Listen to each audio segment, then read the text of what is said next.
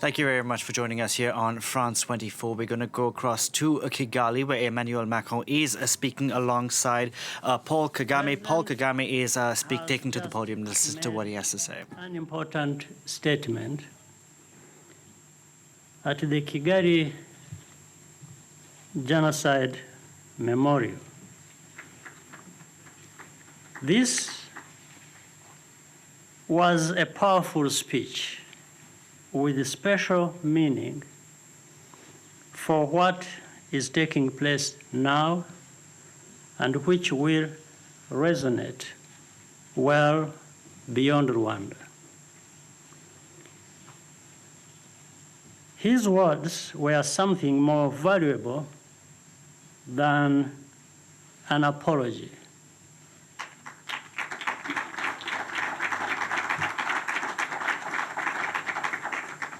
They were the truth. Speaking the truth is risky, but you do it because it is right. Even when it costs you something, even when it is unpopular. Despite some loud noises and voices, President Macron took this step.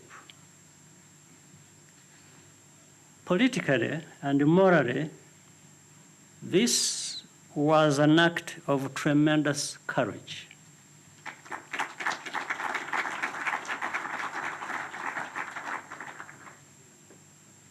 These risks paid off because there was good faith on both sides. It was important not to rush the process. The facts had to be properly established. Our respective societies also needed the chance to debate and deliberate. One step led to another. And that is how we got to this point, which is itself another step and a major one. In Rwanda and France, so many individuals who are too numerous to name have kept asking questions year after year, demanding clarity. They come from civil society, academia, and journalism. Some are simply concerned citizens. We would not be here today without their tireless efforts, and I wish to record our profound thanks and appreciation.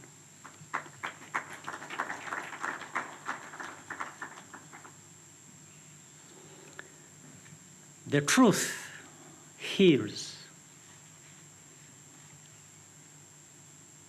This is the principle upon which Rwanda's entire project of national unity and reconciliation is based. That has been our experience as Rwandans. There is no shortcut. Our conviction from the beginning was that the process of reckoning with the role of France had to follow the same logic. And in any case, we knew it could not be harder than reconciling with ourselves. No grain of truth has been sacrificed, but the weight of responsibility has been put back where it belongs with those who made the decisions. Whether or not there are trials, justice is also rendered by the court of history, and the work of historical documentation must continue jointly.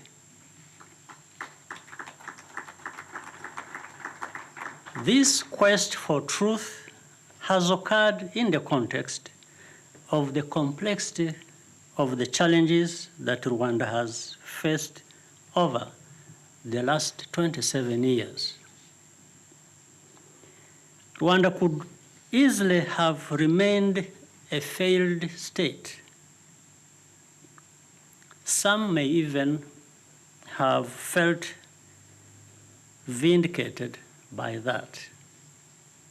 Others actually worked to make sure that Rwanda failed. But we worked together as a nation to design solutions for our unique challenges. And indeed, on every dimension, including human rights, the Rwanda of today is objectively a nation transformed for the better.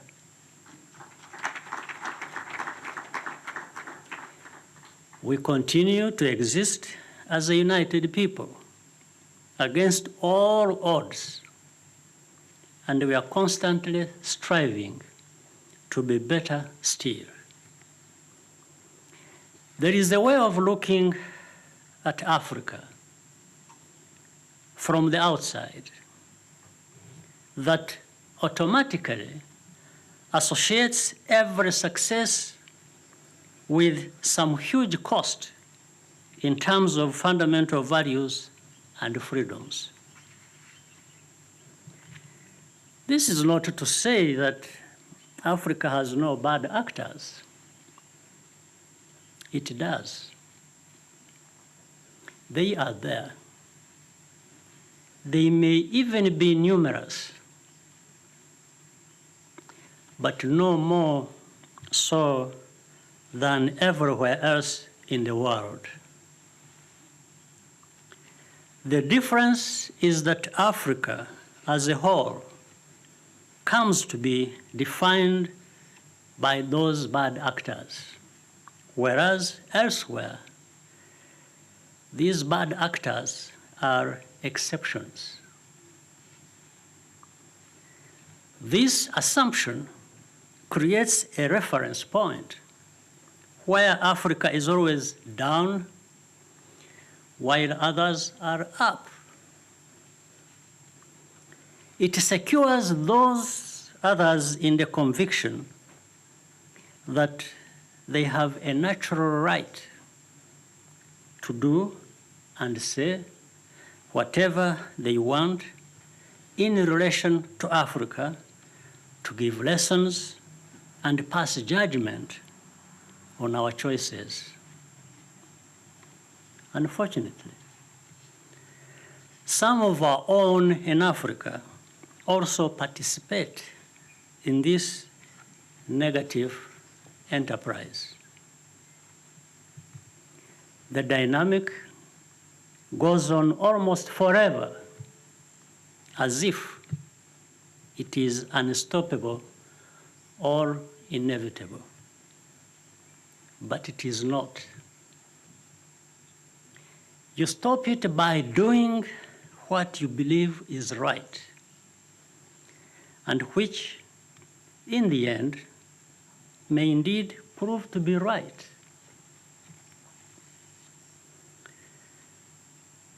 The veneer of moral superiority is very thin once you start to scrape at it. Beneath it hides racism, a denial of the intrinsic and equal worth of every human being. It was racism that made a foreseeable genocide in Africa seem tolerable. Racism and ideology and genocide ideology exist on the same continent. They are forms of dehumanization, and they pose a growing threat to society in every continent. Our civilized world must come together to fight racism and genocide ideology in a concerted and consistent fashion. There are attitudes inherited from the past that have needed to change for a long time. And I want to say that President Macron is among those who realized that things need to change and is taking a strong stand in trying to bring about that change.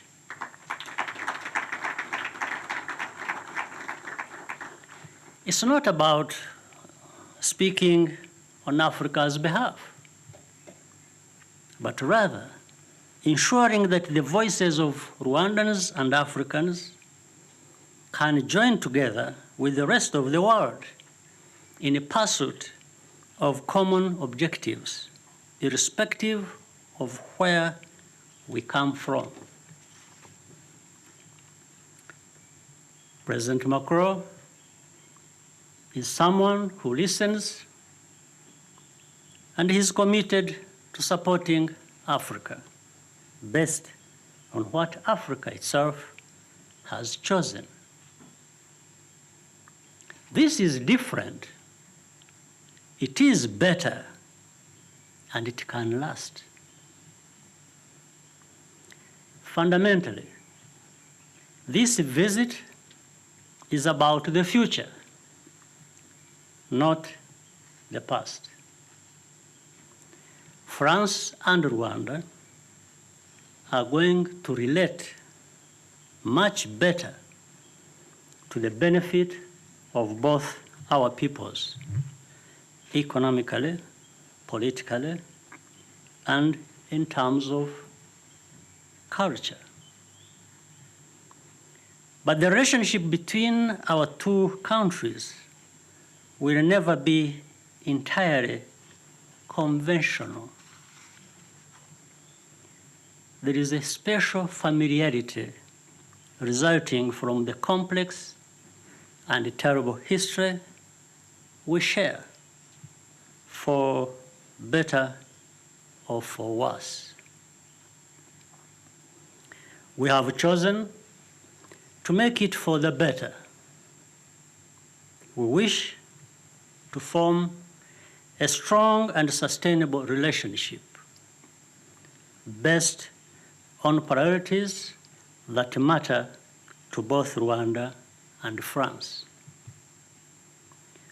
This includes many of the items discussed in our bilateral meeting today, such as investment, digitalization, gender equality, climate change, cultural exchange, and support for entrepreneurship, small, medium businesses, startups, and especially youth empowerment. Rwanda shall be a strong partner in all of these areas. Mr. President, I once again thank you and your delegation for being with us here today. I thank everyone who is here for your kind attention